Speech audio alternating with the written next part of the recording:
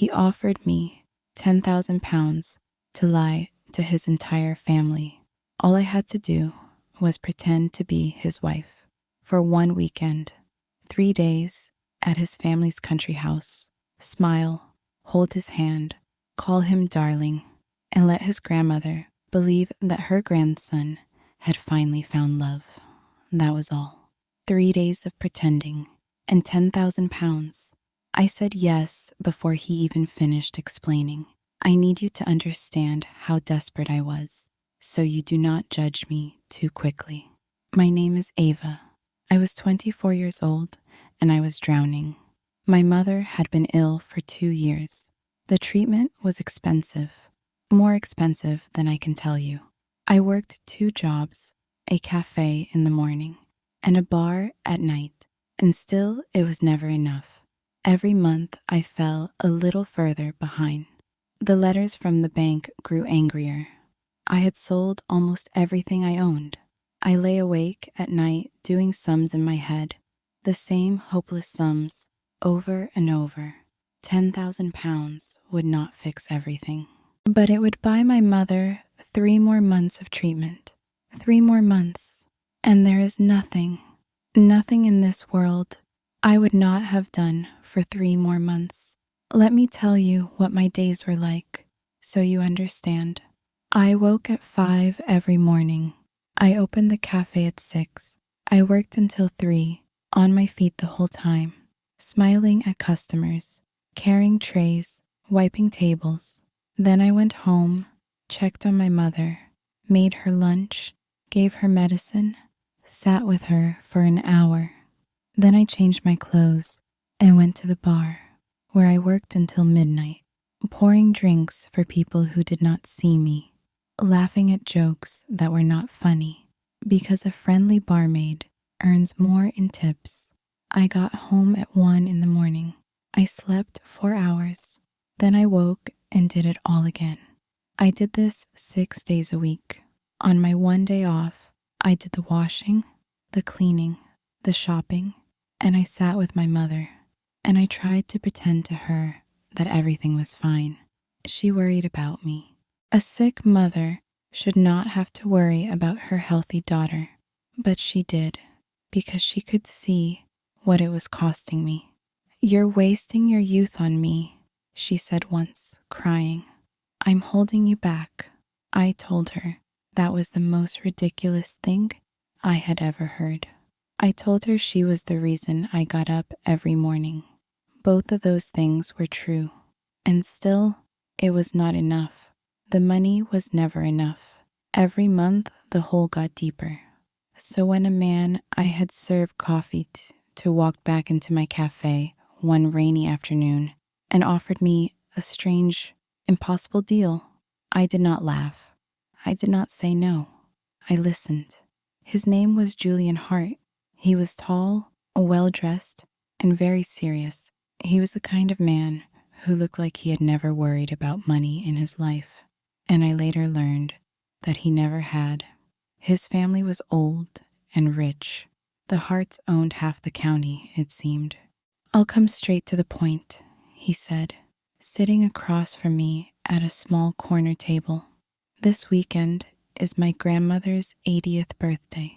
The whole family will be there, and my grandmother has one wish before she dies, which the doctors say may be quite soon. She wants to know that I am happy, settled, married." He paused. "I am none of those things, and I have run out of ways to disappoint her." "So you want to hire a wife?" I said. "For 3 days," he said. "You would come to the house. You would pretend to be my wife. We would say we married quietly, just the 2 of us, which explains why no one has met you. You would be charming and kind, and you would make an old woman happy in what may be her last birthday. And then you would go home, £10,000 richer, and we would never see each other again." I looked at this cold, serious man, and I asked the only question that mattered. "Why me?" I said. "You could hire anyone, an actress, someone from an agency." For the first time, something flickered in his face, something almost human. Because I have watched you work in this cafe for 3 weeks, he said quietly. You are kind to everyone. The lonely old man who comes in every morning. You remember his name and his order. The mother with the crying baby. You carried her tray so she wouldn't have to. You are kind when you think no one is watching. And my grandmother will see through anything false in a second. She needs to believe I married someone good. He looked at me. You are the only genuinely kind person I have met in a very long time. And my grandmother deserves to meet someone kind before she goes. I did not know what to say to that, so I said yes. We agreed on the rules that same afternoon. We would say we had married 6 months ago. We would hold hands and be affectionate, but nothing more than that. I would sleep in his room because a married couple could hardly sleep apart, but he would take the couch. It was strictly business, a performance, nothing real. He gave me an envelope with the first half of the money and a list of facts about himself that a wife would know. His favorite food, the name of his first dog, the scar on his left hand, and how he got it. I studied that list on the bus home like it was the most important exam of my life. In a way, it was. His favorite food was his grandmother's apple pie. His first dog was called Biscuit. The scar on his left hand came from a broken window when he was 9, climbing where he should not have been. He did not eat mushrooms. He hated the sea, but loved rivers. His middle name was Edward, after his grandfather. He took his coffee black, no sugar, which I already knew, because I had made it for him a dozen times without ever knowing his name. I read the list until I knew it by heart. And the strange thing was, the more I learned about this man, these small, human details, the less he frightened me. A man who names his dog Biscuit and loves his grandmother's apple pie is not so cold after all. Somewhere behind the serious face and the expensive suit, there was a real person. I did not know, that night on the bus, how well I would come to know him. I only knew the facts on a list, but even the facts made me curious. When I got home, my mother was awake, and she asked me why I was smiling at a piece of paper. I told her it was nothing. It was the first lie of many I would tell that week, but it was also, in a way, the beginning of everything true. 2 days later, a car came to collect me, and we drove out of the gray city and into the green countryside, and my strange weekend began. The Hart family home was not a house. It was a mansion, old gray stone, covered in ivy, with more windows than I could count, sitting in gardens that went on forever. I had never seen anything like it. I sat in the car staring at it, and my courage nearly failed me completely. Breathe, Julian said beside me. It was almost the first kind thing he had said since the cafe. You'll be fine. Just be yourself. That's the whole point. Be myself, I said, while pretending to be your wife. Be yourself, he said. Just say you're my wife while you do it. And then the great front door opened, and his family poured out to meet us, and there was no more time to be afraid. There were so many of them, aunts and uncles and cousins, all curious, all smiling, all desperate to meet the mysterious woman that serious, private Julian had secretly married. They hugged me. They shook my hand. They asked me 100 questions. How did you meet? When's the real wedding party? Why did he keep you a secret, you gorgeous thing? And through it all, Julian kept his hand at the small of my back, steady and warm, and somehow I did not fall apart.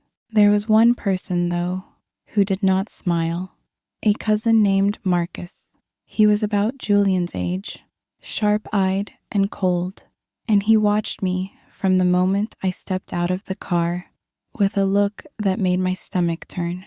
When he shook my hand, he held it a moment too long. "Married 6 months," he said, "and none of us met you until today. How very convenient." He smiled, but there was no warmth in it. "You'll forgive me if I'm curious about the woman who appeared just in time for Nana's birthday and Nana's will." "Marcus," Julian said sharply. "I'm only making conversation, cousin," Marcus said, and he walked away, but his eyes stayed on me all evening. I understood then that not everyone would be so easy to fool, and I understood that there was money at stake here, an old woman's fortune, and that some people were watching Julian's sudden wife very, very closely. I filed it away, and I made myself smile, and I played my part, and then I met her, the grandmother, Rose Hart.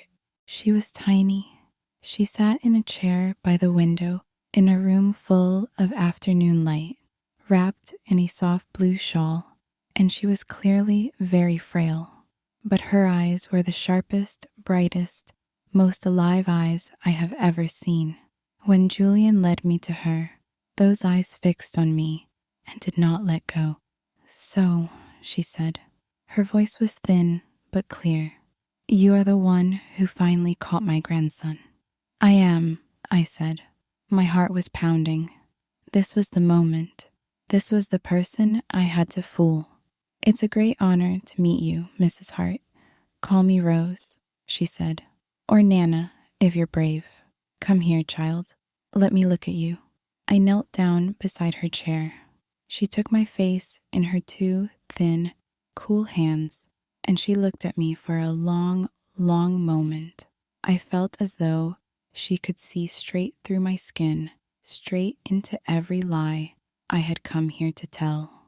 "Yes," she said at last, softly. "There is a great deal of kindness in this face, and a great deal of sadness, too." She patted my cheek. "You have been carrying something heavy, haven't you, dear?" I could not speak because she was right, and I had not expected to be seen. "Everyone carries something," I finally managed. "Yes," Rose said, and she smiled, and it was the warmest smile I had ever seen. "But not everyone stays kind while they carry it. Julian, you have chosen well. Better than you know, I think." That first evening, I learned how to be Julian Hart's wife. I learned to reach for his hand without thinking. I learned to laugh at the family stories. I learned to lean my head on his shoulder during the long dinner and to feel him go still and careful when I did. We told our story, the story we had invented of a quiet wedding, just the two of us, on a beach at dawn. His family sighed happily, and Rose watched us both from the head of the table with those bright, knowing eyes. Dinner that first night was long and grand, at a table that could seat 30. I sat beside Julian, and I played my part, and I found, to my surprise, that it was not as hard as I had feared. When someone asked how he had proposed, Julian told a beautiful story, made up entirely on the spot, about a quiet morning and a ring hidden in a book, and I watched him tell it and thought, he is a better liar than I am. But then he reached under the table and took my hand while he told it, and his hand was trembling slightly, and I realized that he was not calm at all. He was as frightened as I was. We were two frightened people, holding hands under a table, lying to the people he loved, and somehow that shared fear made me feel less alone. Little Poppy fell asleep against my arm before the dessert came. I did not move for the rest of the meal, so as not to wake her. Julian watched me hold his sleeping great niece, and there was something in his face I could not read. That first night, in his room, when the door was finally closed and we were alone, we stood in an awkward silence. "You did well," Julian said. "Better than I hoped." "Your grandmother is not easy to fool," I said. Something crossed his face. "No," he said, "she isn't." And then he took a blanket and lay down on the couch by the window and said goodnight and turned off the light. And I lay in his big bed in a stranger's house, pretending to be a wife, 10,000 pounds richer, and more confused than I had ever been in my life. The next day was the birthday. I had expected to spend it counting the hours until I could leave. Instead, something unexpected happened. I began to enjoy myself. The family was warm in a way I had never known. My own family was small, just my mother and me, but the hearts were loud and loving and endless. The cousins pulled me into their games. The aunts fed me constantly. There was a little girl, a great niece named Poppy, maybe 6 years old, who decided within an hour that I was her favorite person in the world, and who followed me everywhere, holding my hand, chattering about her drawings and her cat. "She likes you," Julian said, watching us. "Poppy doesn't like anyone. She's a very serious judge of character." "Then I'm honored," I said, and I lifted the little girl up onto my hip, and she wrapped her arms around my neck, and something in my chest ached in a way I did not expect.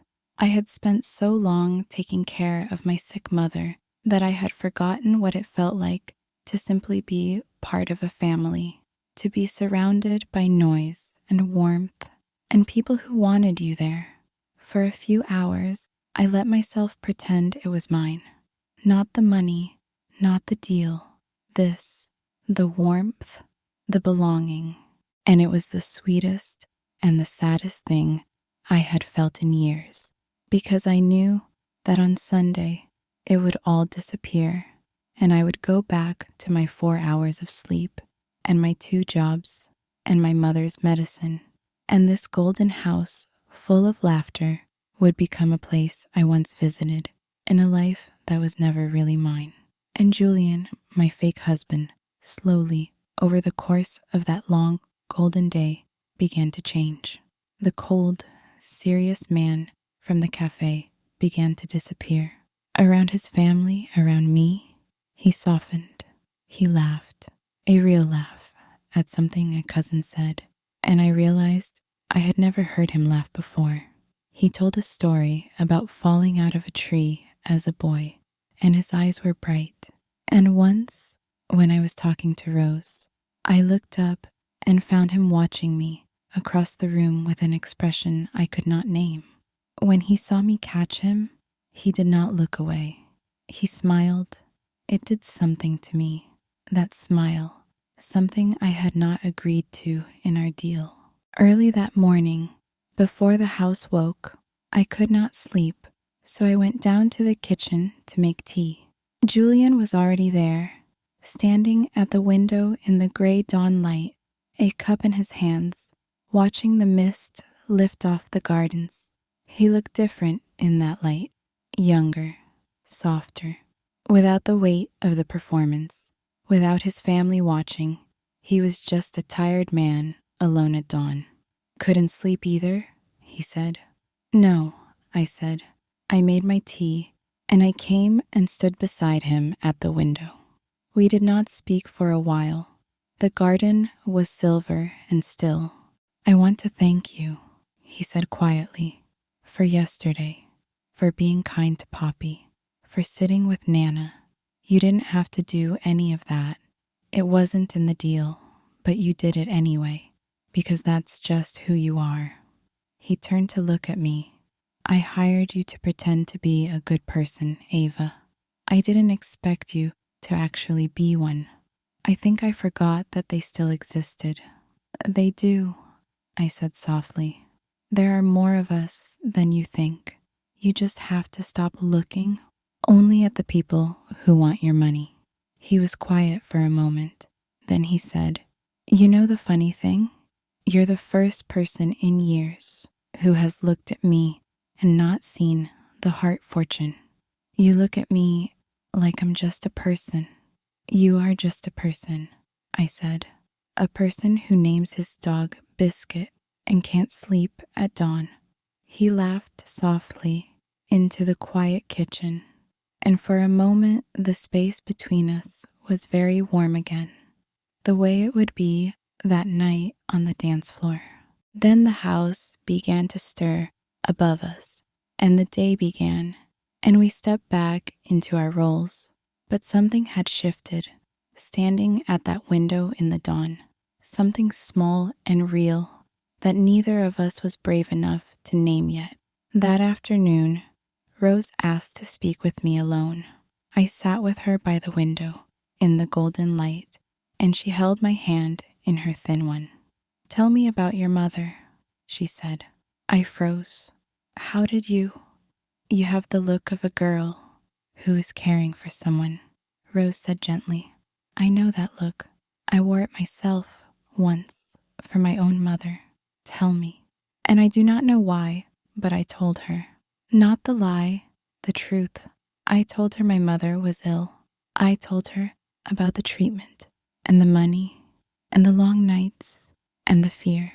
I did not tell her about the deal with Julian, of course, but everything else I told her, because her eyes were so kind and because I was so tired of carrying it all alone. She listened to every word, and when I finished, she squeezed my hand. "You are a good daughter," she said, "and a good woman.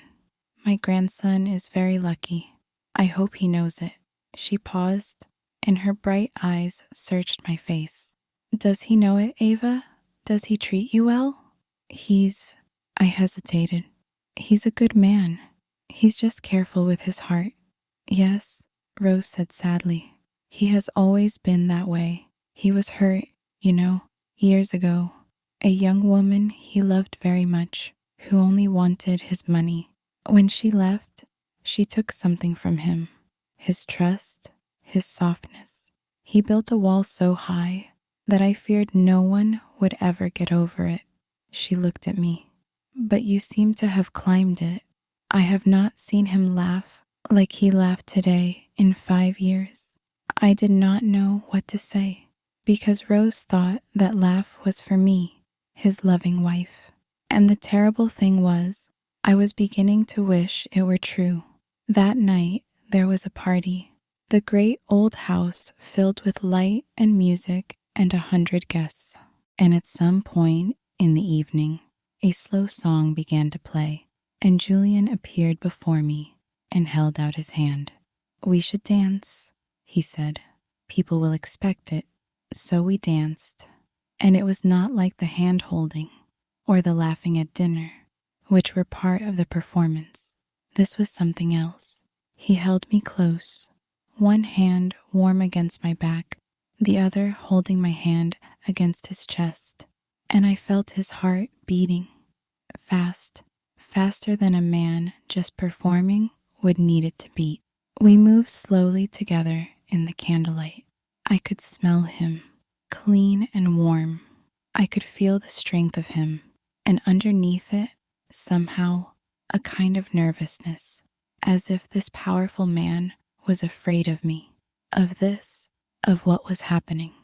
"You're a good dancer," I said, because I had to say something, because the silence was too full. "My grandmother made me learn," he said. "When I was 12, she said a heart man who couldn't dance was a disgrace." He smiled down at me. I hated it. I never once thought I'd be grateful. But right now, in this exact moment, I am extremely grateful to my grandmother. I laughed, and he laughed, and for a moment, we were just two people, dancing, laughing, with no deal between us at all. And for a few minutes, I forgot completely that any of it was pretend. I looked up at him, and he looked down at me, and the space between us grew very small and very warm.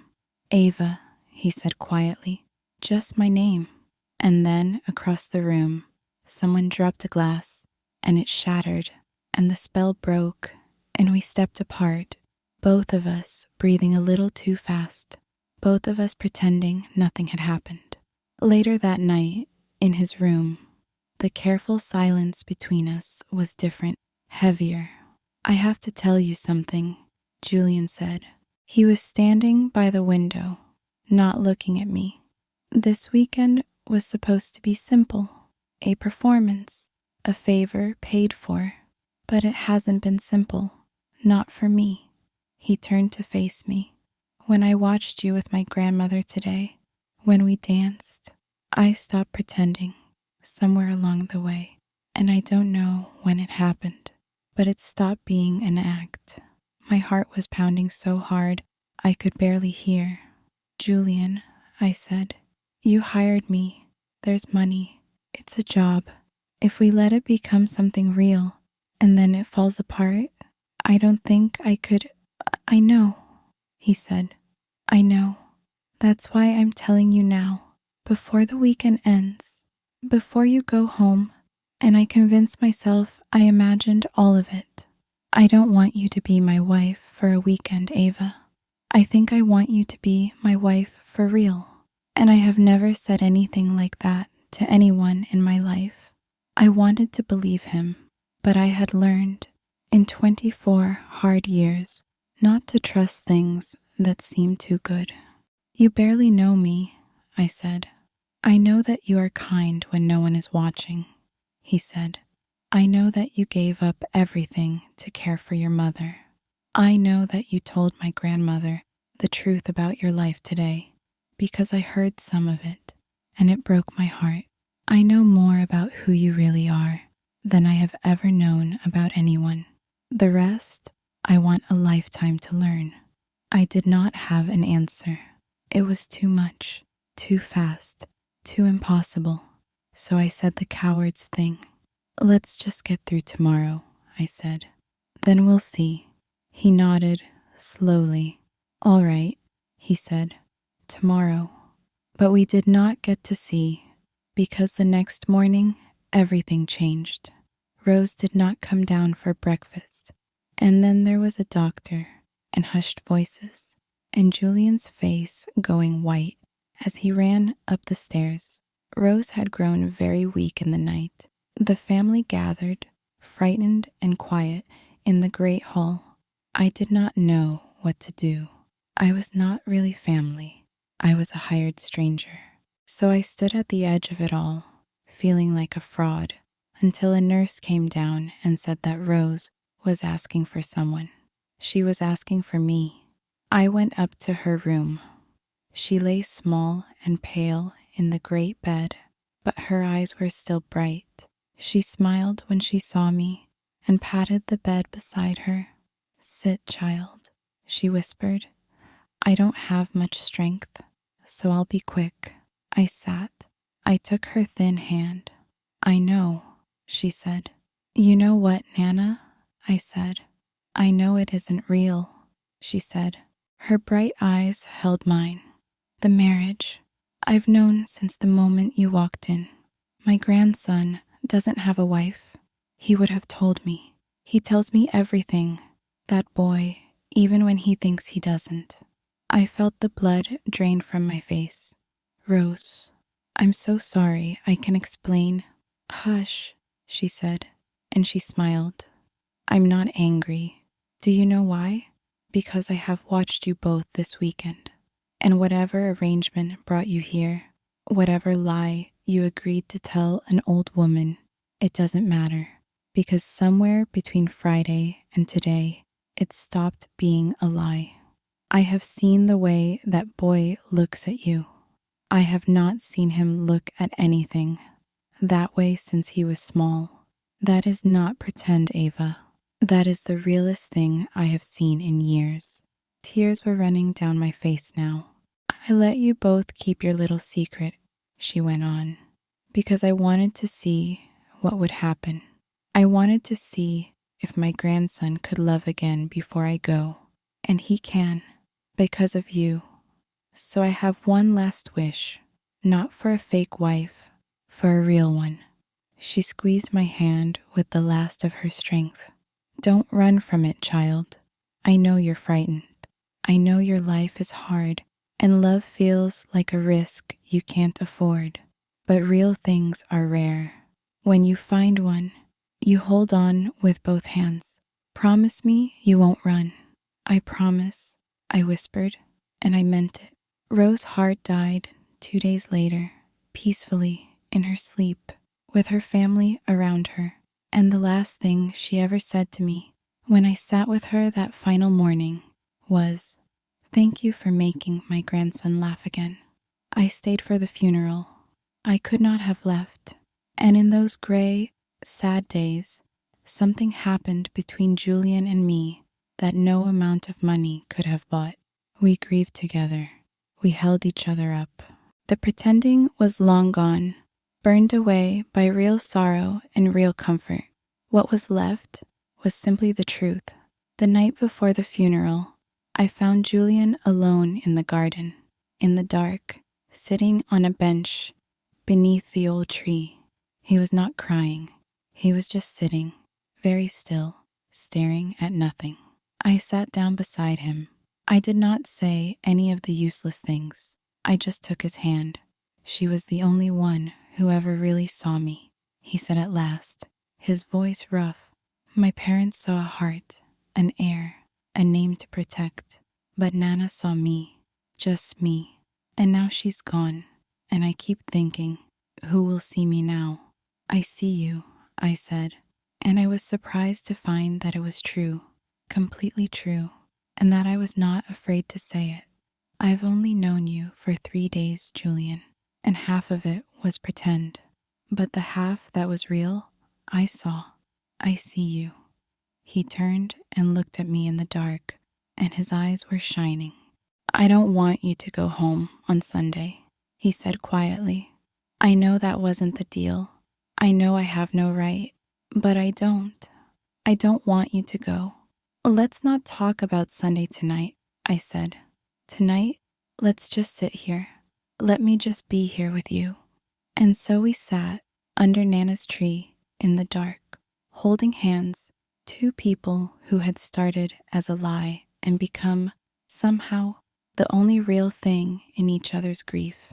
And Marcus and his suspicions, and the will, and the money, and the whole strange arrangement, none of it mattered at all.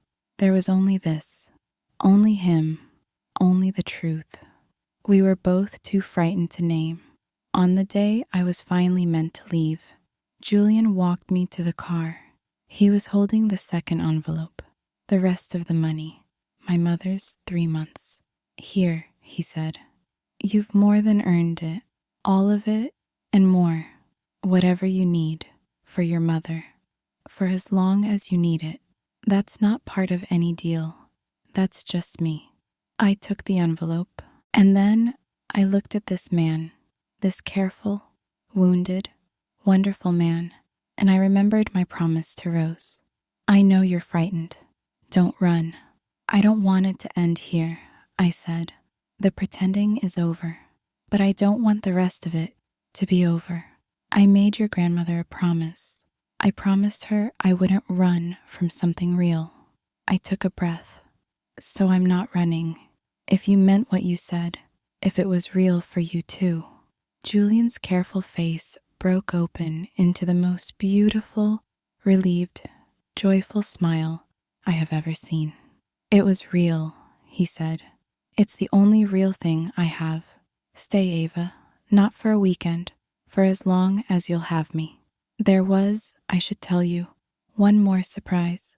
After the funeral, when the family gathered to hear Rose's will, Cousin Marcus sat forward in his chair, certain that Julian's sudden marriage had been a trick to win the old woman's fortune, ready to expose us both. But Rose, clever to the very end, had left a letter to be read aloud, along with her will. In it, she wrote that she knew her family better than they knew themselves. She left her money in equal shares, fairly to all of them, so that no one could fight. And then she added one last line, which the lawyer read out in his dry voice while the whole room listened. And to the young woman my grandson brought home this weekend, Rose had written, whether she is his wife on paper or only in his heart, I leave my mother's blue shawl and this piece of advice. Real things are rare, my dear. Hold on with both hands. Marcus went very red and said nothing and never troubled us again, because there was nothing to expose. Whatever we had started as, by the time Rose died, there was no lie left to find. There was only two people who had fallen in love, exactly as she had planned. We did not marry on a beach at dawn, the way our invented story went. We married a year later, in the gardens of that great gray house under the tree Julian had once fallen out of as a boy. My mother was there, well enough by then to walk me down the path, her treatment long since paid for, her health slowly, steadily returning. And in the front row, there was one empty chair. We left it empty on purpose. On the seat, we placed a soft blue shawl and a single white rose. For Rose Hart, who had seen the truth before either of us did, who had known from the very first moment that the lie we told her would become the truest thing in our lives. Sometimes I think about that rainy afternoon in the cafe when a serious stranger offered me money to lie to his family. I think about how close I came to saying no, how close I came to never knowing him at all. He hired me to play his wife for one weekend. His family believed every word. But here is the secret Rose understood before anyone. By the end of that weekend, it was not a performance anymore. By the end of that weekend, every word was true.